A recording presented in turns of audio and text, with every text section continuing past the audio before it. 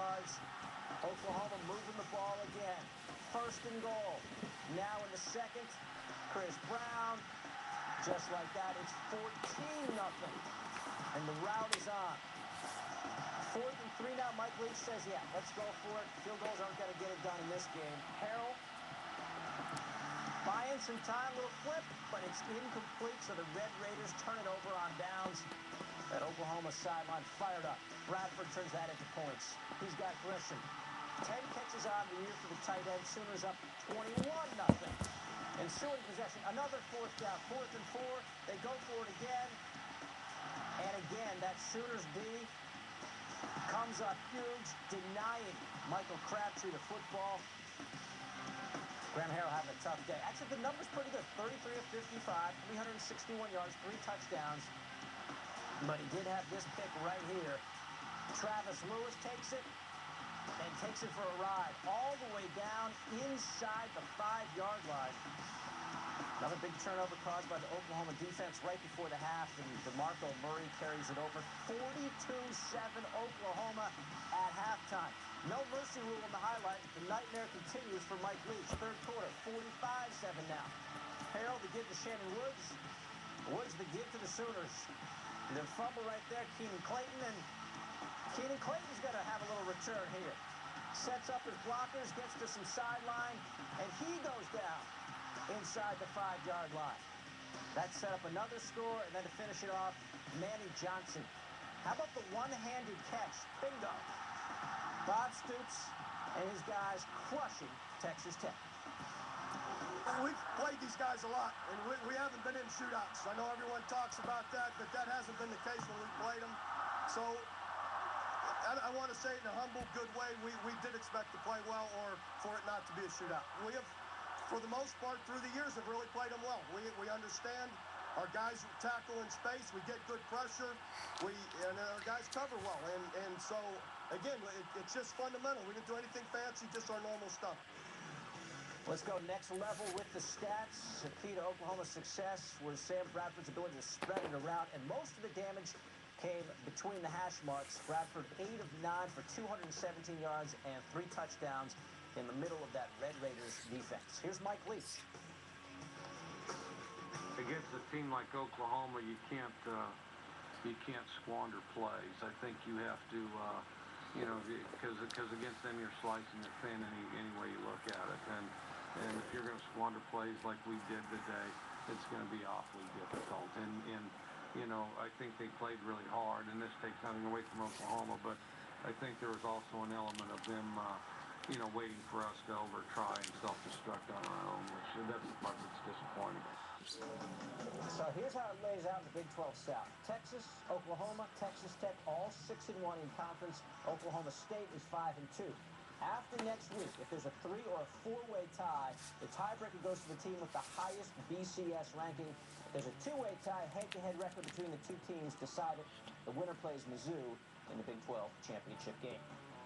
We'll have more on the fallout from this game later, and we'll hear from the guy who just might be the Heisman frontrunner at this point, the Sooners, Sam Bradford.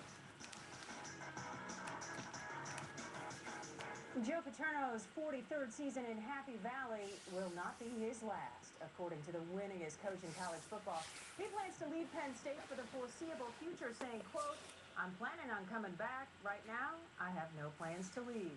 The only thing Joe Pa was planning on doing against 15th-ranked Michigan State yesterday, lead his number 8 Penn State crew to a win and a share of the Big Ten title, plus lock up the school's first trip to the Rose Bowl since 1995 along the way. Paterno, again, coaching from the press box because of his sore hip. Hey, how about next year, Coach? And regardless of what you hear, what you read, or what you think, I ain't going out of way tomorrow. I ain't going out tomorrow. And I'm not going to walk down that press box a loser. We're going to be a Big Ten champion twice in 4 years. Tomorrow. Joe Pa firing up the Nitties on the eve of the Snowfest. Temperatures in the upper 20s. Whew. First quarter was scoreless. Darryl Clark looking for finding Graham Zug. Corner of the end zone. 7-0 Penn State, just like that. Got to see it again. Clark, 341, 4 TDs passing, also ran for another. Michigan State falls on the play to leave Zug open. Grounds crew had to blow the snow off the field. It was that icy of a scenario. Penn State's defense stout. Heisman candidate Javon Ringer denied. Terrell Sales tackling Ringer. Oli Agbu getting involved as well, sacking Brian Hoyer. Penn State's defense holding Ringer to a season-low 42 yards, 1 touchdown. In this second quarter, Clark to Derek Williams, 32 yards, touchdown. Penn State Rose Bowl bound, 49-18 is your final. Paterno's Nittany Lions getting it done. I don't know. I don't want picking taking me with roses. Everybody that we play, we go bowl games and play. Every one of them that played some football during the period we're not doing anything. I really think that hurts us a little. I really do. But I'm certainly not going to sit around and, you know, and play with the roses. I'm going to sit around. I'm going to look at tapes. I'm going to look at anybody we might end up playing. More from the Big Ten. Michigan at 10th ranked Ohio State. Jim Tressel trying to make it 5 in a row against the Wolverines. Before the game, a little aggressive milling about. Looked like a Michigan-Ohio State game at that point. Terrell Pryor.